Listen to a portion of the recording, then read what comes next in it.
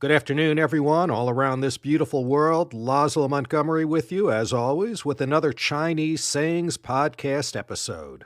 Hard to believe this season is already coming to a glorious end. Or is it? I kid you not, I was able to convince Emma to come back one more time for a bonus episode to cap another award-winning season of this podcast show that never steers you wrong with any deceptive titles. The Chinese Sayings Podcast. What you see is what you get. And for the fourth time, at least since we began this family program back in 2016, we snagged another one from the Sanguo Zhi, the Record of the Three Kingdoms. This great classic from antiquity covers those years of the fall of the Eastern Han clear through to the Three Kingdoms period. We have Chen Shou to thank for this text that he compiled in the Jin following the reunification of the country. And before we hear the story from this text taken from the Record of Wei, let's break down the four characters that make up this Chengyu. Dà Qì Wǎn Chéng. Da means big or great, and qi means a utensil of some sort, but in the case of this Chengyu, it means capacity or talent. And Da Qì together means men of great talent or capable people.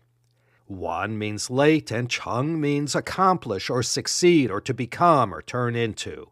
And when you line it all up, we get men of great talent, late, turn into. Well, I guess we could figure out where this one is going, but let's get to the story already and find out who this Chinese saying is referring to. We're back in the waning years of the Eastern Han Dynasty, so it's a given that the Cao family will figure prominently in our story. Cao Cao and his sons Cao Pi and Cao Zhi are characters in this tale, but the star of our episode is someone who served the Cao family, and his name was Cui Yan. He was a famous swordsman who later became a learned scholar and a trusted advisor of Cao Cao. He was born into a very honored and esteemed family from the Qinghe Commandery, one of the 36 that were established in the Qin dynasty. Qinghe was located in southern Hebei and western Shandong, and the Cui family would later rise to even greater prominence during the 6th and 7th centuries. But in his early years, Cui Yan was renowned for his skills handling a sword. His excellent swordplay allowed him to travel far and wide and make many friends. But as Cui Yan's fame spread and people fawned all over him like the sports athletes in our day, the word began to get out that although he was a brilliant swordsman, he wasn't much of a man of learning and had no interest in studying or knowledge. One day, Cui Yan went to call on someone who was respected as a noted scholar. When the man's servant answered the door and Cui Yan introduced himself, the servant told him to wait outside while he announced Cui Yan to his master. Not 5 minutes had passed when the servant came back to Cui Yan and said, "My master says he's too busy with his studies to spend time on trivial matters."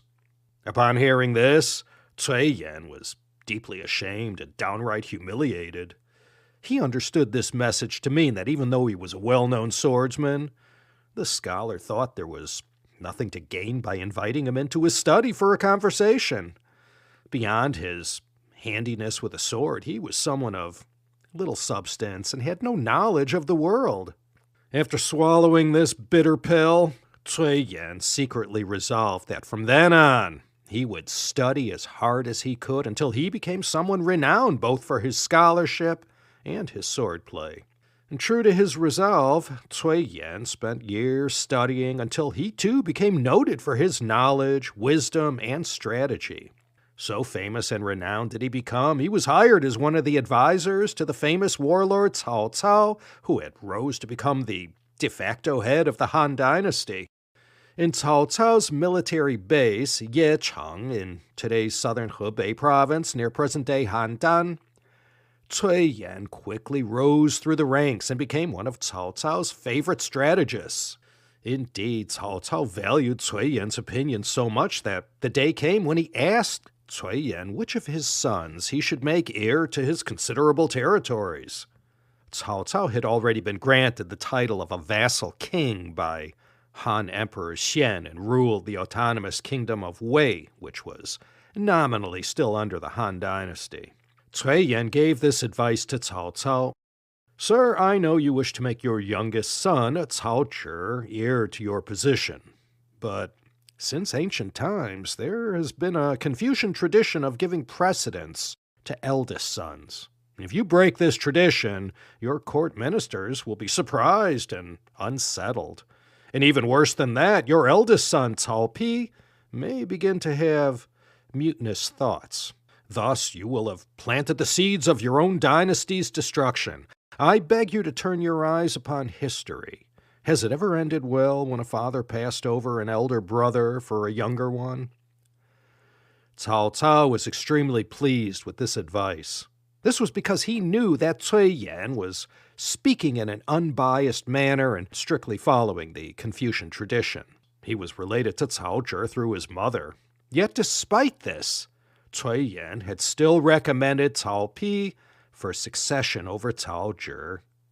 And from then on, Cao Cao respected Cui Yan even more for his fair-mindedness and later promoting him to the high position of Zhongwei, commandant of the capital. A Zhongwei in today's military ranking is akin to a first lieutenant.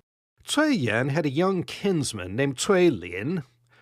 Cui Lin was a dissolute youth and a borderline wastrel who was not at all well regarded by his fellow Cui family relatives. They had looked down on him as the family ne'er-do-well who would never amount to anything. But only Cui Yan saw him in a different light.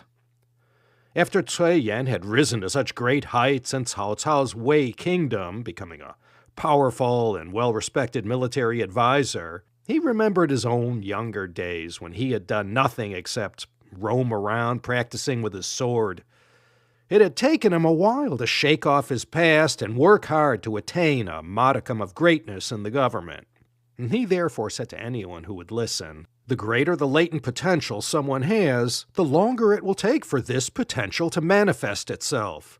Don't dismiss Cui Lin. I'm sure he will eventually become someone extraordinary.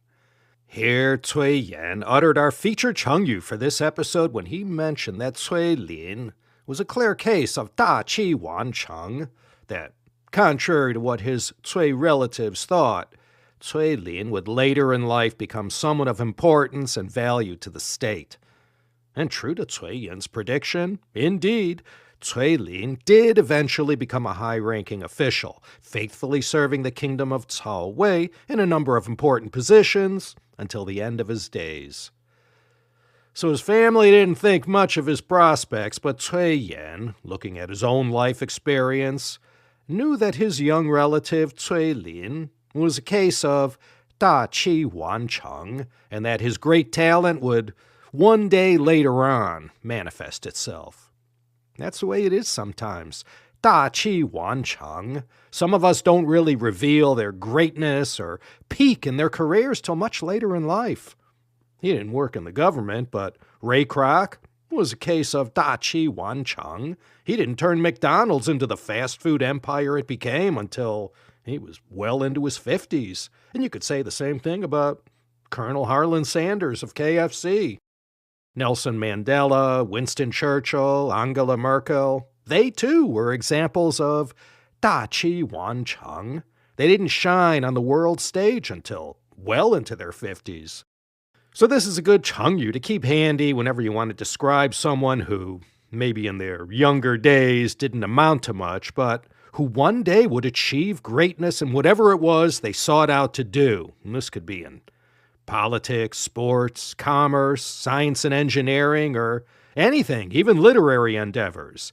Dà Qì Wǎn Chéng. Let me just close with a quick follow-up to the life of Cui Yan. In 216 A.D., Cui Yan got himself caught up in some political skullduggery and was accused of defaming Cao Cao in a letter.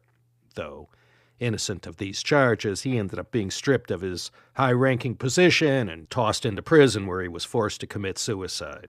Yeah, those years just before the fall of the Han, not for the squeamish.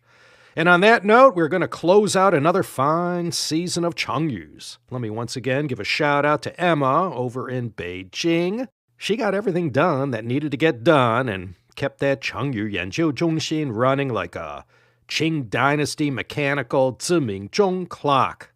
And speaking of Zimingzhongs, mark it in your calendars. Next year, beginning February 1st at the London Science Museum, there's going to be an exhibition, 自鸣钟凝视矩阵, Clockwork Treasures from China's Forbidden City. For the first time in the UK, the LSM will be showcasing a collection of 23 stunning pieces direct from the Hall of Clocks at the world-famous Palace Museum in Beijing. And I'll be there, part of all the festivities. Can't wait to see all my CHP listeners in the UK, birthplace of the Beatles.